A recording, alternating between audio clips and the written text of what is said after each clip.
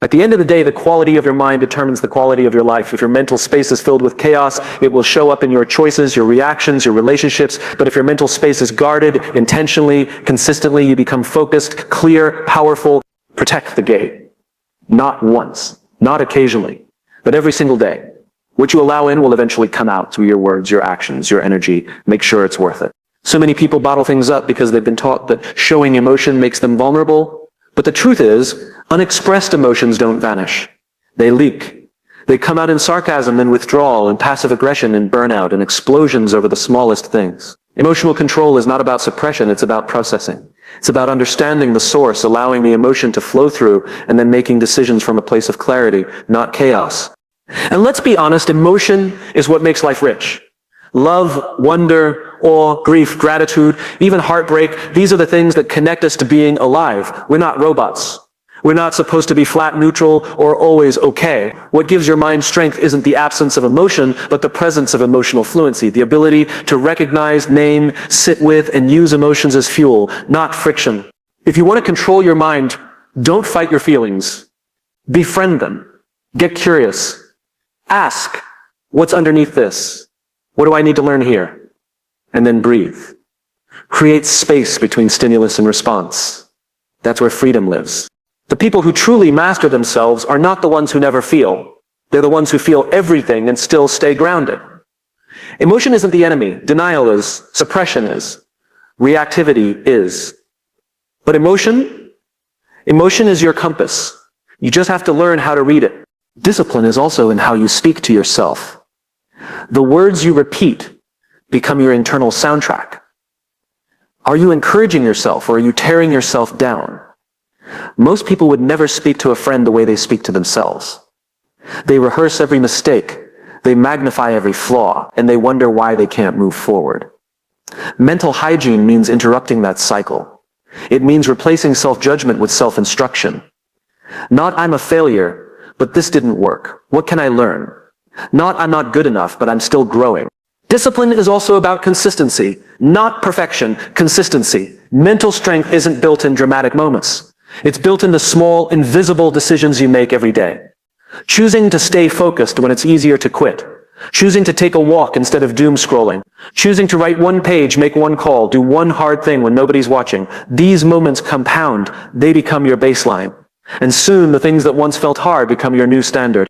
And when you fail, and you will, that's not a reason to give up. That's part of the process. Mental discipline means getting back up without self-pity. It means not letting one bad day become a bad week. It means showing up even when motivation is gone, because discipline is not about feeling ready. It's about remembering your responsibility to your future self. Clean your mind the way you clean your environment. Sweep out the noise. Air out the toxic thoughts.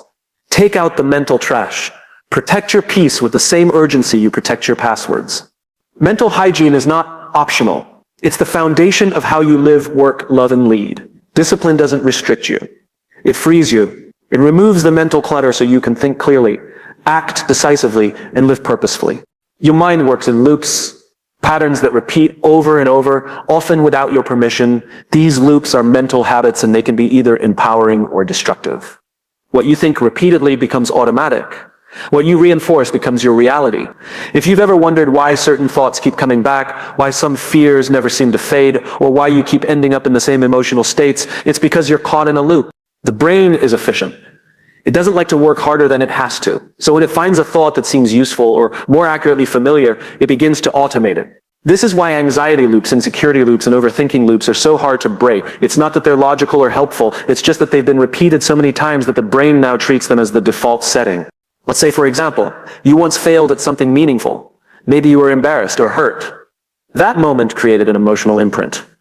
Your mind remembers it, not to punish you, but to protect you. So the next time you step into something new or uncertain, your brain pulls up that old loop.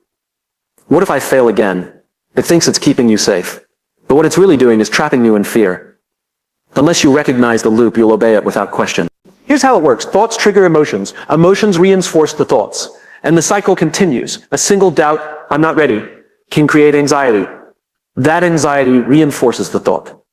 Now you're not just thinking it, you feel it, and feelings have gravity. They pull in more thoughts to match. Soon you're spiraling, And you don't even know how it started. This is the danger of unexamined loops. They don't just affect your mood, they shape your decisions, your relationships, your actions, your life. But here's the truth. Loops are not destiny. They're just repetition. And what is learned can be unlearned. The first step is to see the pattern. Awareness interrupts automation.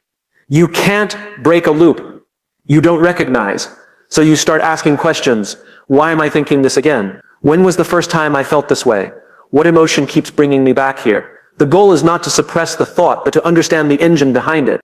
You'll notice that most loops are fear-based. Fear of rejection, fear of failure, fear of being seen and not being enough. And the brain, in its attempt to protect you from those feelings, will often trap you in inaction. It convinces you that staying where you are is safer than risking discomfort. But safety is not the same as growth. In fact, the safest loops are often the most limiting. To change a loop, you must break the cycle. One of the most powerful ways to do this is by introducing a new thought in the gap between awareness and emotion. For example, when your mind says, I can't handle this, you pause and ask, is that really true? And if it's not, you challenge it. I've handled worse before. That single disruption starts to rewire the pathway. Over time, the old thought weakens and a new one begins to take its place. But repetition is key. You can't just say it once. You have to teach your brain a new loop. That means practicing new language, visualizing better outcomes, celebrating small wins, and surrounding yourself with voices that reflect your growth, not your fear. You train your brain like a muscle, and just like physical training, mental reconditioning takes time, consistency, and patience. Most importantly, be kind to yourself when old loops show up. They're not a sign of failure, they're a sign of conditioning. You've practiced them for years, often without realizing it. It's not weakness that keeps them alive, it's familiarity. But you have the power to choose differently. Every time you catch a thought, question it, and replace it, you weaken the old loop and strengthen your control. You are not your loops. You are the one who observes them, interrupts them, and decides whether or not they get to stay. That is where control begins. Not in silencing your mind, but in retraining it. Start with awareness. This is where all transformation begins. Not with action, not with motivation, but with the ability to notice before you can change anything in your life. You need to understand what's happening inside you. And most of us are running on autopilot. We're thinking without thinking, reacting without pausing, and living without truly being conscious of why we do what we do. The average person has thousands of thoughts per day. Some studies estimate it's upwards of 60,000. But here's the catch. Most of those thoughts are the same as yesterday. And if you don't become aware of them, you start to assume they're just part of who you are. You don't question them. You don't challenge them. You just act on them. And this is where many people get stuck. They think their thoughts are facts. They think their fears are predictions. They think their doubt is wisdom. But it's not. Most of the time, it's just old programming.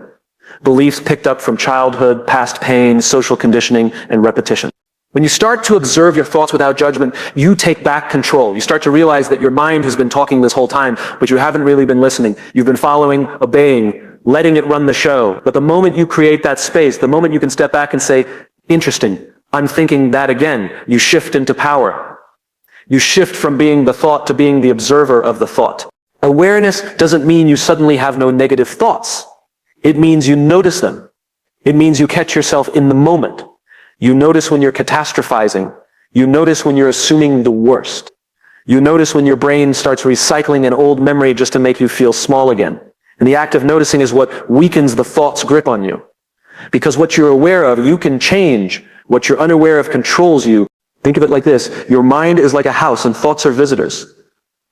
Some visitors come in and leave quietly. Others overstay their welcome. But without awareness, you're not even at the door. You're in the back room, and thoughts are just marching in and out, rearranging furniture, throwing parties, making a mess. Awareness puts you back at the front door. It gives you the power to say, no thank you. You're not coming in today. And this isn't just about positive thinking. That's surface level. This is about seeing clearly. Real awareness is neutral. It's not about labeling your thoughts as good or bad. It's about simply seeing them for what they are. Thoughts, nothing more. They may be loud, they may be persuasive, but they're still just suggestions, not commands. When you understand that, you stop reacting and start responding. And awareness extends beyond thoughts. It includes emotions, triggers, patterns, and behaviors. Why do you get angry so quickly in certain situations? Why does one comment from a stranger ruin your whole day? Why do you procrastinate the moment something starts to matter to you? These aren't surface problems. They're clues. Awareness lets you track them to their source. And when you do, you stop being surprised by yourself. You start understanding yourself. Building awareness is a daily practice. It's built in moments of silence. It's built in reflection. It's built when you stop distracting yourself and actually pay attention. Meditation can help. Journaling can help.